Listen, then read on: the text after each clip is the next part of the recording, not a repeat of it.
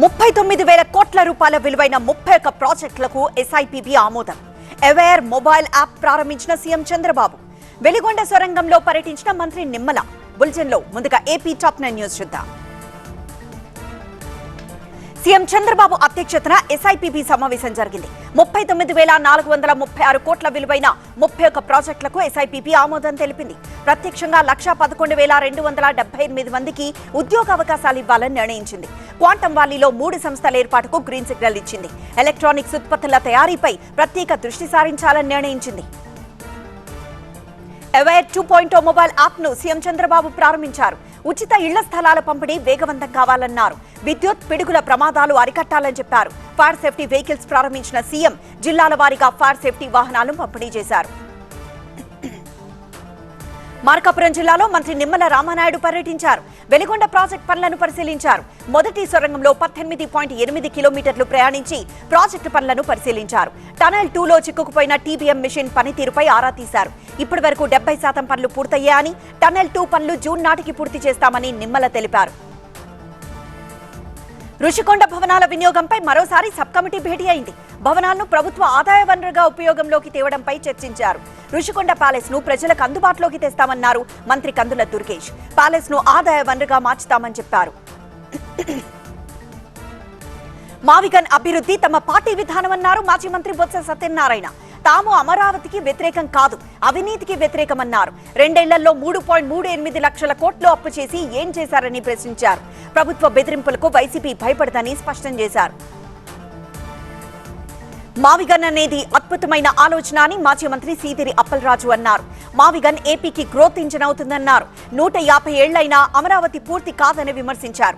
Network hospitals బిల్లులు చెల్లించకపోవడంతో ఆరోగ్యశ్రీ సేవలు నిలిచిపోయాయని చెప్పారు.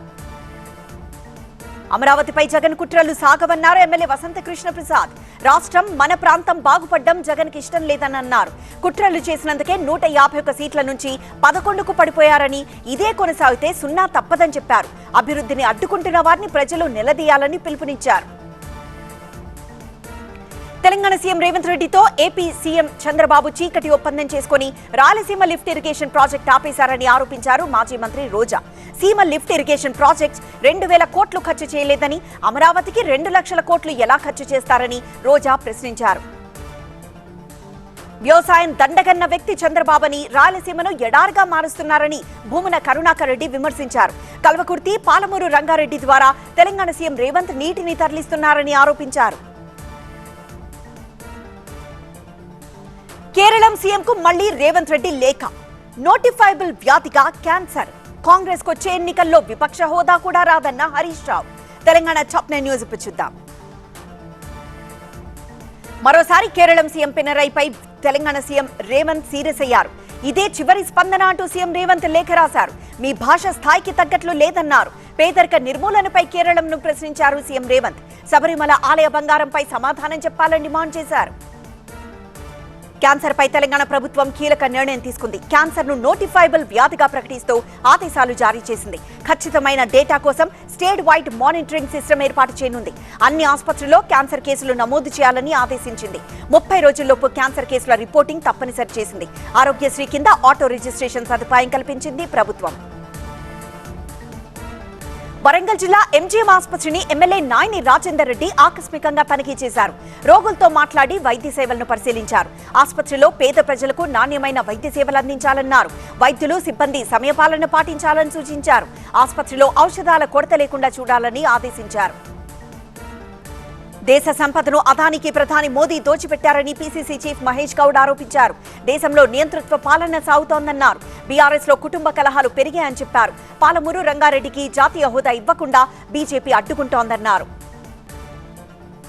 రేవంత్ మళ్లీ గెలవరు, ప్రతిపక్ష హోదా కూడా రాదు అని హరీష్ రావు విమర్శించారు. వచ్చే ఎన్నికల్లో కాంగ్రెస్ సింగిల్ డిజిట్ కే పరిమితమవుతుందన్నారు.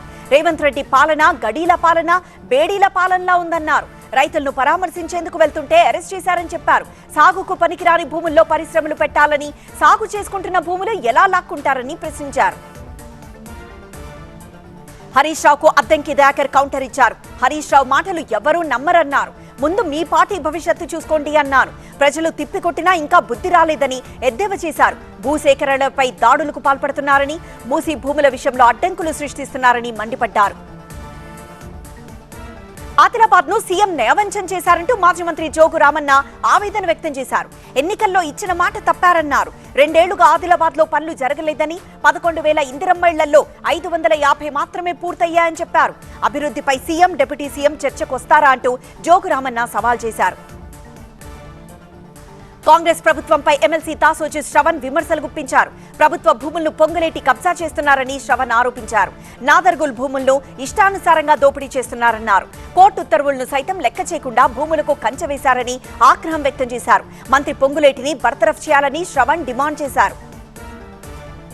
అధికారులు చట్టాన్ని అతిక్రమించి ఇబ్బందులు తెచ్చుకోవద్దని బీఆర్ఎస్ నేత ఆర్ఎస్ ప్రవీణ్ అన్నారు. అధికారులు చట్టాన్ని అతిక్రమిస్తే ఎలాంటి శిక్షలుంటాయో మద్రాస్ హైకోర్టు తీర్పు మరోసారి స్పష్టం చేసిందన్నారు. రెవెన్యూ, సమాచార శాఖలను అధికారులు దుర్వినియోగం చేస్తున్నారని ఆగ్రహం వ్యక్తం చేశారు. అకాల వర్షాలకు దెబ్బతిన్న పంటలు, ఆందోళనలో రైతులు. మద్దతు ధర కోసం రోడ్డెక్కిన రైతులు. అనర్హులకు ఇళ్లు కేటాయించాలని వెలుగుమట్ల నిర్వాసితుల నిరసన. టాప్ 9 పల్లె వార్తలు ఇప్పుడు చూద్దాం. అకాల వర్షాలతో నష్టపోయిన పంటలకు పరిహారం ఇవ్వాలని నిజామాబాద్ కలెక్టరేట్ ముందు రైతులు ధర్నాకు దిగారు. కలెక్టర్ తమ గ్రామాలకు వచ్చి పంటల వివరాలు సేకరించాలని రైతులు డిమాండ్ చేశారు. కలెక్టరేట్లోకి చొచ్చుకుపోయేందుకు రైతులు ప్రయత్నించడంతో పోలీసులు అడ్డుకున్నారు. మొక్కజొన్న, వరి కొనుగోలు కేంద్రాలు వెంటనే ఏర్పాటు చేసి కొనుగోలు చేపట్టాలని కోరుతూ ఖమ్మం కలెక్టరేట్ ఎదుట రైతు సంఘాలు ఆందోళనకు దిగారు. మొక్కజొన్న ఎకరాకు 26 క్వింటాల నిబంధన ఎత్తివేయాలని డిమాండ్ చేశారు. ఆయకట్టు భూములకు సాగర్ జలాలు ఏప్రిల్ చివరి వరకు అందించాలని కోరారు. మద్దతు ధరకు ధాన్యం కొనాలని డిమాండ్ చేస్తూ నల్గొండ జిల్లా వేములపల్లి మండలం షెట్టిగూడెం దగ్గర అద్దంకి, నార్కెట్పల్లి రహదారిపై రైతులు ధర్నాకు దిగారు. మిల్లర్లు కొనుగోలు చేయకపోవడంతో రోడ్డుపై ధాన్యం ట్రాక్టర్లు బారులు తీరాయి. వెలుగుమట్ల భూదాన్ నిర్వాసితుల్లో అనర్హులకు ఇళ్లిచ్చారని ఆరోపిస్తూ ఖమ్మంలో సిపిఐఎంఎల్ మాస్ లైన్ ర్యాలీ నిర్వహించారు. అర్హులైన నిరుపేదలకు ఇవ్వకుండా అసలు అక్కడ నివసించని వారికి ఇచ్చారని పార్టీ నేత పోటు రంగారావు తెలిపారు. అమరావతిని రాజధానిగా ప్రకటిస్తూ గెజెట్ విడుదల కావడంతో కృతజ్ఞతగా సత్యసాయి జిల్లా మడకసిరిలో ఎమ్మెల్యే ఎంఎస్ రాజు బైక్ ర్యాలీ నిర్వహించారు. జాతీయ జెండాలు పట్టుకుని సాగిన ర్యాలీ దాదాపు 25 కిలోమీటర్ల మేర సాగింది. భద్రాద్రి కొత్తగూడెం జిల్లా మణుగూరు సింగపూర్ క్యాంటీన్లలో కార్మికులకు అందించే ఆహార సదుపాయాన్ని నిలిపివేశారు. గ్యాస్ కొరత పేరుతో గడిచిన 10 రోజులుగా కేవలం ఉప్మా మాత్రమే తయారు చేస్తూ ఉండడంతో కార్మిక సంఘాలు ఆగ్రహం వ్యక్తం చేస్తున్నాయి. శ్రీశైలం బ్రహ్మరాంబిక వార్షిక కుంభోత్సవం ఘనంగా జరిగింది. చైత్ర పౌర్ణమి తర్వాత మంగళవారం లేదా శుక్రవారం ఏది ముందొస్తే ఆ రోజు ఈ వేడుక నిర్వహించడం సంప్రదాయం. సాత్విక బలిగా గుమ్మడి, నిమ్మకాయలు, కొబ్బరికాయలు సమర్పించారు. శ్రీశైలం మల్లన్నను మంత్రి నిమ్మల రామానాయుడు, ఎమ్మెల్యే కందుల నారాయణ రెడ్డి దర్శించుకున్నారు. తిరుమల శ్రీవారిని రాకాస సినిమా టీం దర్శించుకుంది. ప్రముఖ గాయకుడు మనో కుటుంబ సభ్యులతో కలిసి శ్రీనివాసుడి దర్శనం చేసుకున్నారు. ఎమ్మెల్యే సుజనా చౌదరి కూడా స్వామివారిని దర్శించుకున్నారు. నిజమైన దేశ శక్తి విజ్ఞానం, నైపుణ్యంలో ఉందన్న ఉపరాష్ట్రపతి. ప్రపంచ ఆరోగ్య దినోత్సవ శుభాకాంక్షలు తెలిపిన ప్రధాని. భారత్లో సెయింట్ కిట్స్ దేశ హై కమిషన్ ప్రారంభం. నేషనల్ టాప్ 9 న్యూస్ ఇప్పుడు చూద్దాం. దేశ నిజమైన శక్తి విజ్ఞానం, నైపుణ్యంలో ఉంటుందని ఉపరాష్ట్రపతి సిపి రాధాకృష్ణన్ అన్నారు. ఢిల్లీలో ఇందిరాగాంధీ నేషనల్ ఓపెన్ యూనివర్సిటీ 39వ స్నాతకోత్సవంలో ఆయన పాల్గొన్నారు. ఉన్నత విద్యలో పరివర్తన తీసుకురావడంలో ఇగ్నో కీలక భూమిక పోషిస్తోందని రాధాకృష్ణన్ కొనియాడారు. ప్రపంచ ఆరోగ్య దినోత్సవం సందర్భంగా ప్రధాని మోదీ ఆరోగ్య సంరక్షణ సిబ్బందికి కృతజ్ఞతలు తెలిపారు. ఆరోగ్య సంరక్షణ వ్యవస్థలను బలోపేతం చేసేందుకు ప్రభుత్వం కట్టుబడి ఉందని ఎక్స్ వేదికగా ప్రధాని స్పష్టం చేశారు. ప్రతి ఒక్కరి ఆరోగ్యానికి ప్రాధాన్యత ఇచ్చేలా పనిచేద్దామని ప్రధాని పిలుపునిచ్చారు. ఆహార భద్రత, రైతుల ఆదాయం ప్రభుత్వ ప్రాధాన్యతలని వ్యవసాయ శాఖ మంత్రి శివరాజ్ సింగ్ చౌహాన్ తెలిపారు. దేశంలో వ్యవసాయ రంగాన్ని పటిష్టం చేసేందుకు పటిష్టమైన బహుముఖ చర్యలు చేపడుతున్నట్లు వెల్లడించారు. రైతుల సాధికారత, స్వావలంబనకు వ్యవసాయ వైవిధ్యం కీలకమని చౌహాన్ తెలిపారు. ప్రభుత్వ కాంట్రాక్టుల నుంచి ఒక పద్ధతి ప్రకారం సమాజంలోని అణగారిన వర్గాలను కేంద్రం పక్కకు తప్పిస్తోందని కాంగ్రెస్ నేత రాహుల్ గాంధీ ఆరోపించారు. భారీ స్థాయి ప్రభుత్వ పనులకు సంబంధించి దళితులు, ఆదివాసీలు, వెనుకబడిన వర్గాలకు సంబంధించి సమాచారాన్ని ప్రభుత్వం నిర్వహించడం లేదని రాహుల్ తెలిపారు. ఈ విషయంలో ప్రభుత్వ స్పందన తీవ్రంగా బాధించిందని రాహుల్ ఎక్స్ వేదికగా అన్నారు. భారత్లో సెయింట్ కిట్స్ అండ్ నెవీస్ దేశపు రాయబార కార్యాలయం ప్రారంభమైంది. దీనికోసం భారత్ వచ్చిన ఆ విదేశాంగ మంత్రి డెన్సిల్ డగ్లస్తో విదేశాంగ మంత్రి జైశంకర్ సమావేశమయ్యారు. రెండు దేశాల మధ్య సహకారం బలోపేతం చేసుకునేందుకు రాయబార కార్యాలయం ప్రారంభం ఒక కీలక మైలురాయని జైశంకర్ అన్నారు. బస్సులు నడపకుండానే డ్రైవర్లు జీతాలు తీసుకుంటారనే విషయంలో యూపీ సీఎం యోగి ఆదిత్యనాథ్ పై సమాజ్వాదీ పార్టీ అధ్యక్షుడు అఖిలేష్ విరుచుకుపడ్డారు. బుల్డోజర్ను బస్సులపై కాదు, అవినీతికి పాల్పడుతున్న మంత్రులపై ప్రయోగించాలని ఆయన సూచించారు. రవాణా శాఖను అమ్మేస్తున్నారు కాబట్టే యూపీలో అభివృద్ధి ఇంజిన్ ఆగిపోయిందని అఖిలేష్ అన్నారు. దేశంలో పెట్రోల్, డీజిల్, ఎల్పీజీ, పీఎన్జీ సరఫరా సాధారణంగానే ఉందని అధికారుల కమిటీ ప్రకటించింది. ఎల్పీజీ డిస్ట్రిబ్యూటర్లు ఎవరి దగ్గర స్టాక్ నిండుకుందనే సమాచారం లేదని స్పష్టం చేసింది. దేశంలోని పెట్రోల్ బంకులన్నీ యథావిధిగా పనిచేస్తున్నాయని అధికారులు వివరించారు. ప్రపంచ నాయకురాలిగా భారత్ ఆవిర్భవించేందుకు సమయం ఆసన్నమైందని ఆర్ఎస్ఎస్ అధినేత మోహన్ భగవత్ అన్నారు. సాధువుల ఆధ్యాత్మిక స్ఫూర్తి, సత్యమార్గంతోనే అందమైన ప్రపంచాన్ని నిర్మించడం సాధ్యమవుతుందన్నారు. ఉత్తరప్రదేశ్ మధురలో మాలుక్ దాస్ మహారాజ్ 452వ జయంతి వేడుకల్లో మోహన్ భగవత్ పాల్గొన్నారు. పంజాబ్ కాంగ్రెస్ మాజీ అధ్యక్షుడు, మాజీ క్రికెటర్ నవజోత్ సింగ్ సిద్ధు భార్య నవజోత్ సింగ్ కౌర్ కొత్త రాజకీయ పార్టీ ఏర్పాటు చేశారు. ఈ పార్టీ పేరు భారతీయ రాష్ట్రవాదీ పార్టీ. జాతీయ స్థాయిలో ఇదొక కొత్త ప్రత్యామ్నాయంగా నిలుస్తుందని ఆమె ఎక్స్ వేదికగా ఆశాభావం వ్యక్తం చేశారు. నవజోత్ కౌర్ గతేడాది కాంగ్రెస్ పార్టీని వీడారు.